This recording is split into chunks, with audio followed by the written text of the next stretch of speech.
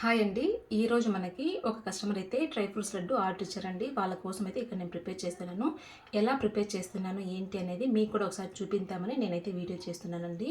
ముందుగా మిక్సీ జార్లో సీడ్స్ తీసిన డేట్స్ని వేసుకొని బ్లెండ్ చేసుకొని పక్కన పెట్టేసుకోవాలండి. తర్వాత ఒక ప్యాన్ తీసుకొని అందులో 2 టేబుల్ స్పూన్స్ వరకు నెయ్యి వేసుకోవాలి. అందులోనే సన్నగా కట్ చేసుకున్న బాదం పప్పు, జీడిపప్పు, పిస్తా పప్పు వేసుకొని లైట్గా ఫ్రై చేసుకోవాలండి. లో ఫ్లేమ్లో పెట్టుకొని ఫ్రై చేసుకోవాలి. ఈ విధంగా ఫ్రై అయిన తర్వాత pumpkin seeds, water melon seeds కూడా వేసుకొని బాగా ఫ్రై చేసుకోవాలండి. ఇవి కూడా ఒక 10 మినిట్స్ వరకు బాగా ఫ్రై చేసుకున్న తర్వాత అందులోనే ఒక కప్పు వరకు ఎండు కొబ్బరి తురుము, అలాగే హాఫ్ టేబుల్ స్పూన్ గసగసాలు వేసి ఫ్రై చేసుకుంటున్నానండి.